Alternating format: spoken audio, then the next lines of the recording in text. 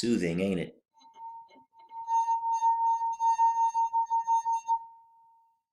Whew. Ah, all right. And that you can hear that tone. But anywho, what this next one is going to be about standing waves that are produced in air columns. All right. Now this diagram was made for you in the Edpuzzle video that Caitlin made about standing waves in air columns. And he even made the drawing.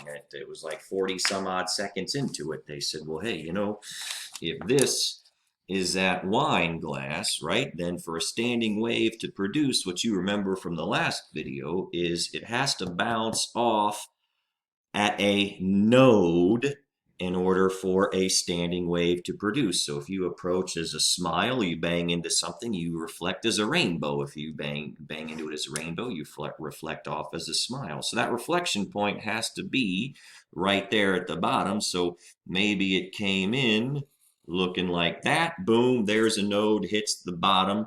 And if you call that side a smile, then maybe it bounces off and goes out right there. And another antinode is a rainbow. Okay, so this drawing is the exact drawing that was in that Edpuzzle video where he talked about those things they blow at soccer games, whatever the heck those things are called, whatever, and he had a wine glass next to it. So this is a standing wave in an air column. So the amount of air that's inside the wine glass that I got vibrating just there is this much of a wave. Okay, now this drawing should remind you of this drawing that I made in my last video, since you guys all watched that already, didn't you? Um, but we said, hey, if two people are holding a jump rope here and that one person's in the middle, then how much of a wave do you see here? And this is one smile reflecting off of this person coming back as a rainbow. Or you can say this is one rainbow reflecting off this person as a smile. So remember, this is half of a wave right there, okay? It's half of a wave.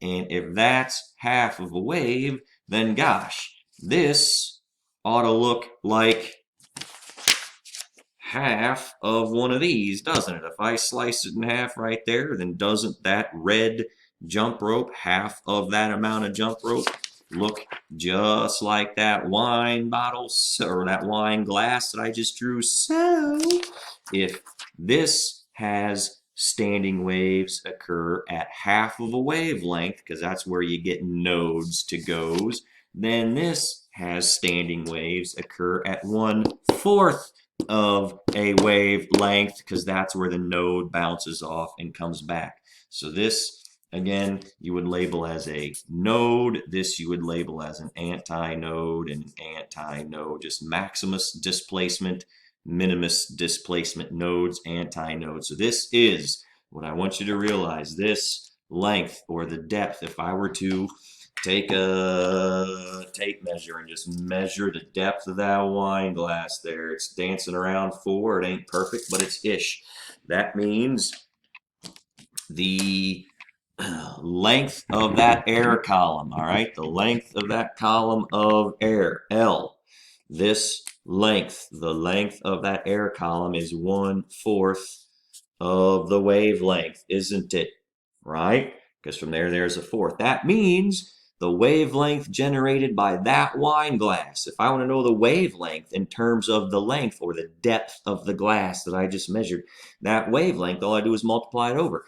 So 4L is the wavelength generated by me doing what I was just doing with this guy. If I can get her to happen again here. So the wavelength I'm generating by doing that, which you couldn't even see, jeepers, I'm sorry. But boy, you could hear the sounds of physics, couldn't you? But the wavelength I generated was 4 times the length, or 4 times the depth of that glass. So what that means is, again, if this glass is ish 4 inches deep, then the wavelength I just generated was 16 inches. All right, cool, huh? And something else I would like for you to realize we could do is with this just empty soda bottle made brought to you courtesy the fine folks at Kroger. I will expect a royalty check here anytime soon. But you guys all know the sounds of physics, right? Just doing that, I can get the air in there to make some noise, right? That that ought to look very similar to a wine glass, doesn't it? Because again, all that is just an air column. So let me draw that for you right there.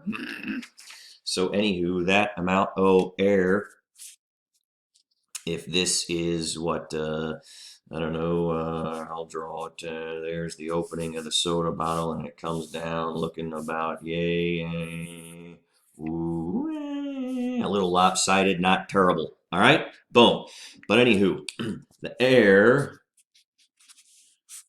going that way and some of it enters the soda bottle right there, right? Remember what we said, it has to bounce off as a node, all right? So if it comes in and it bounces off right there, comes back, then what I have is 1/4 of a wave. So the length, we usually call it an L. If you want to call it the depth of this thing, how deep is it, that's okay. L is 1/4 of a lambda. Therefore, the wavelength you just heard was 4 times the length of that soda bottle. So if I measure how tall that sucker is, which you guys can see on the screen there, what do we call it? Ish 10. I mean, it ain't got to be perfect, but somewhere around 10ish, 9.5, 10ish. Now it don't matter. I'll call her 10 to keep the math simple. That means the wavelength that you just heard, that wavelength is 4 times 10 inches. I'm calling that 40 inches. Cool, which is a little over 3 feet, right? Because 3 feet is 36. So it's 36, 3 feet, 4 inches. All right? Simple. Now, how is that going to change if I put a little bit of H2O in there? So now I have a little bit of water in there, don't I? So if I do the same thing, this should sound different. And it makes sense. That's a bit of a higher pitch.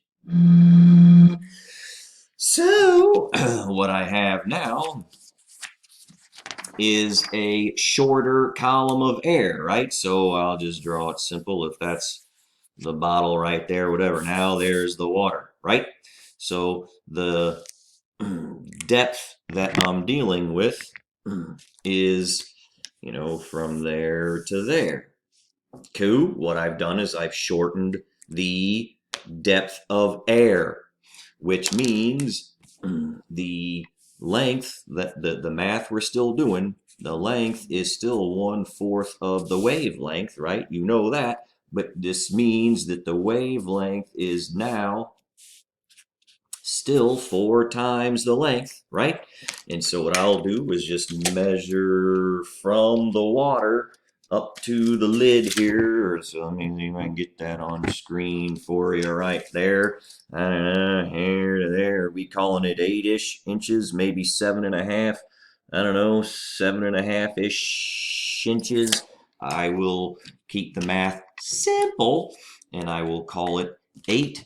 So the depth of that sucker was 8 inches. That equals 1/4 of a wave. So the wavelength you just heard was 4 times 8 inches. And I'm calling that 48 inches. Or I'm sorry, Jeepers, 32. My gosh, I had a 4 and an 8 in my head. Sorry. That's funny, me. I would owe you push-ups whenever I screw up in math. I do push-ups for kids. Sorry.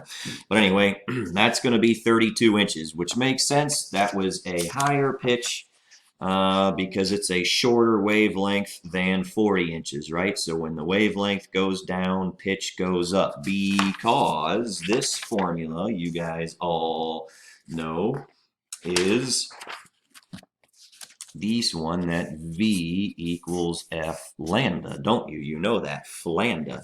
In this example, what you're hearing is sound. So we're talking about the speed of sound right there. Vs is equal to the frequency of the wave multiplied by whatever the wavelength is. So what you guys can do, and what you are going to do, is simply Google what the speed of sound is. All right, just look it up. They may get very specific as to what the temperature is. I don't know. If you want to get very, very specific, go right ahead. And they may give it to you in meters per second. They may give it to you in miles per hour. It doesn't really matter. What you're going to do is then figure out what the frequency you just heard is based on knowing what the wavelength is. Because again, what I just showed you is how to measure the wavelength. It's just 4 times the depth of that item. So Google the speed of sound, divide it by the wavelength, and that is the frequency that you generated, that you heard me do, just that frequency. All right, boom.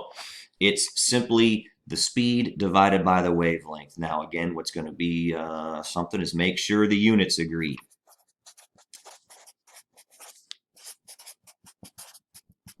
Make sure you have the appropriate units down. If you're measuring in inches, you're going to have to convert to feet and go into miles per hour. Or if you want to do it in centimeters, you can convert to meters and do it meters per second. But you'll do whatever. So what you're going to do is keep track of those depths of air. So yeah, what you'll do is you'll have various depths, won't you? So you'll have the length, and well, you don't even, but the length will be whatever. The depth, I guess I should say, is a better word. How deep that air column is, okay? And then when you have that depth measured, to multiply it by 4, I guess here, let me just do the wavelength. You'll have a wavelength here, boom, corresponding frequency there. What I want you to do is the math. The wavelength, which you just measure, and multiply by 4. Then get the frequency, which you calculate. Get a calculated frequency. And then just keep changing the depth of the air by putting more watt air in there. And every time you get a frequency, I want you to calculate it based on doing that. Google the speed of sound. Whatever the speed of sound is, divide it by your wavelength, which is whatever the depth is times 4, and give me a frequency. All right, then I want you to make a graph. Okay, I want you to do a graph. You guys can do this. This is easy. Your wavelength and frequency, it doesn't matter really which one you put where. I'm going to have you put the frequency here and the wavelength down there and make a graph. All right, do the graph. Just put the dots where they go. You probably know as wavelength gets shorter, frequency gets bigger, right? So as this goes down, that goes up. And if this goes up, that goes down.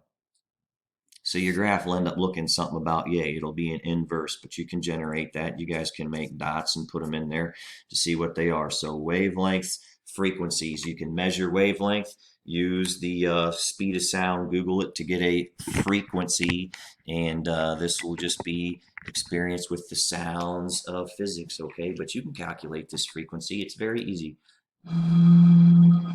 Then put a little more water in there. So I'll do there. Boom, got some more watt air in there. So this is a less air. That frequency gets higher, doesn't it? So the depth gets smaller, but the frequency gets bigger. So those are inverse relationships, and you guys can generate a graph to do that, and we'll be handing those in. So these standing waves apply not only to strings, which is what you guys did earlier in the week. You shook a string, you shook it back and forth, and you created standing waves on ropes or electrical cords, whatever. Those are multiples of halves of waves. Here we're going to do multiples of fourths, but you don't have to draw those. All I want you to do is make sure you know that the air bouncing off in there is 1/4 of a wavelength. Therefore, when you do the math, you multiply that length by 4 and divide it into the speed of sound, which Google can tell you. So, yay, physics.